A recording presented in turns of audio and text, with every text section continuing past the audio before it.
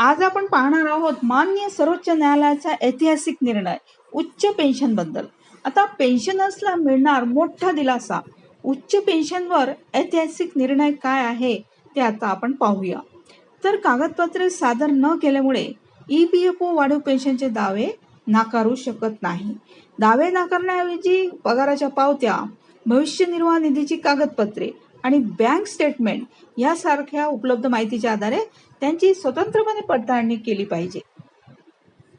आता तसेच निकालातील काही प्रमुख मुद्दे काय आहेत ते आता आपण पाहूया. केवळ विशिष्ट कागदपत्रे सादर करण्यात अयशस्वी ठरले म्हणून अर्ज नाकारू शकत नाही. आता अपूर्ण माहिती दिली, पगाराच्या नोंदी, PF योगदानाच्या पर्यायी नोंदीची पडताळणी करणे बंधनकारक.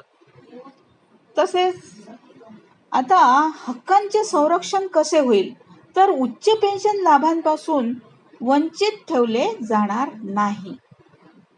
त्यांना पेन्शन पासून वंचित ठेवले जाणार नाही. आता त्या निर्णयाचा परिणाम काय होणार आहे, तर अनेक उच्च पेन्शन दावे फेटाळले जात असताना हा निर्णय घेण्यात आला आहे. हा निर्णय अतिशय महत्वाचा आहे पेन्शनर्ससाठी.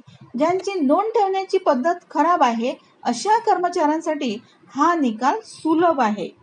हा निकाल त्यांच्या उपयोगी आहे. आता नोंदी गहाळ असल्यामुळे नकार देणे हा एक अतितांत्रिक दृष्टिकोन असल्याचे म्हटले आहे. थँक्यू.